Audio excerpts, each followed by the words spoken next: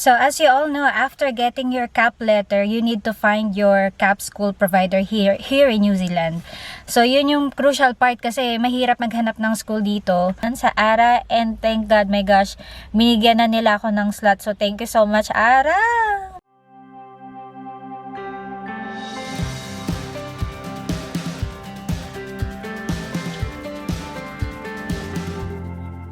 Hello everyone, it's me again, Sarah. Welcome back to my channel. If it's your first time here, make sure to subscribe and click the bell so you'll be notified whenever I have new videos. Today I'm gonna share with you all about competency assessment program, school providers here in New Zealand, and the truth about the application. By the way, as you can see, I'm inside my car and I'm so conscious because other people might think I'm crazy because I'm talking alone inside my car. Vlog is life. Anyway, let's start.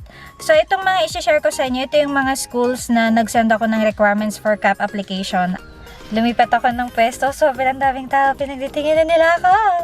Anyway, so, yung unang school na in-applyan ko, yung Wesley Institute, nung una, ang sinabi sa akin ni Sian, nasa waiting list daw nila ako, pero eventually nireject niya na ako kasi full na daw. So, ipapakita ko dito sa screen yung email na sinend sa akin ni Sian. Hopefully, makita ko pa. Anyway, pangalawa, nag-send din ako sa Unitec, pero yung Unitec kasi ngayon hindi sila nag-accept ng international application.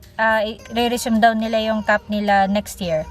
Pero yun, nakahang pa din sa kanila yung requirements ko. Nag-send din ako sa EIT, sa Avatar, waiting list ako sa Avatar. Sa EIT nag-inquire lang ako pero hindi ako nag-submit ng application. Sa Feteria nag-inquire lang din ako. Sa Otago nagpasa ako ng requirements pero dinecline nila ako kasi wala daw akong hospital experience.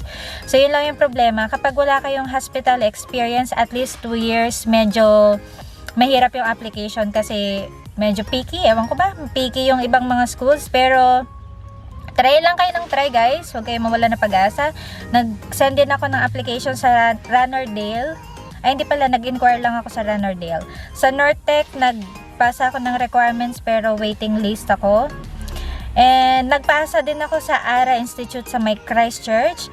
Una na reject ako ay hindi pala. Nung una, tama, na-decline ako sa unang application ko sa ARA kasi puno na daw. Pero sabi sa akin ni Sabrina, mag-reapply ako pero for June intake 2019 next year. So, ginawa ko yun guys. Nag-resend ako ng applications ko kay Sabrina Guan sa ARA, and thank God, my gosh, binigyan na nila ako ng slot. So, thank you so much, ARA! Oh my gosh, ang hirap. Alam nyo ba, nag-apply ako ng school 6 months. From the time na na-receive ko yung CAP letter ko, June this year. So, this month lang ako nakakuha ng slot. So, ang nangyayari talaga, kapag nag-apply kayo sa school, tapos ni-reject kayo, sinabi, puno na daw yung slot nila. Hindi yun totoo guys. Hindi ko alam kung paano sila mamili ng applicants.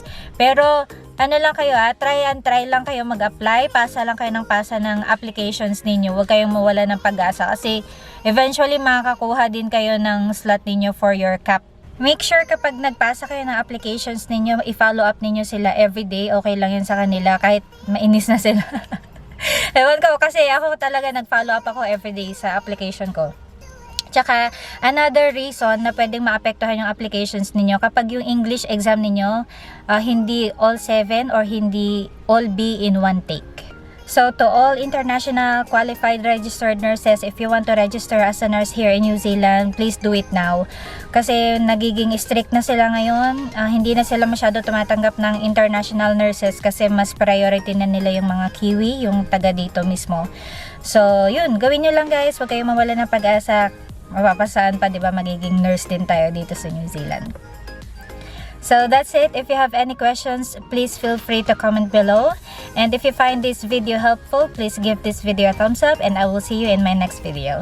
Bye!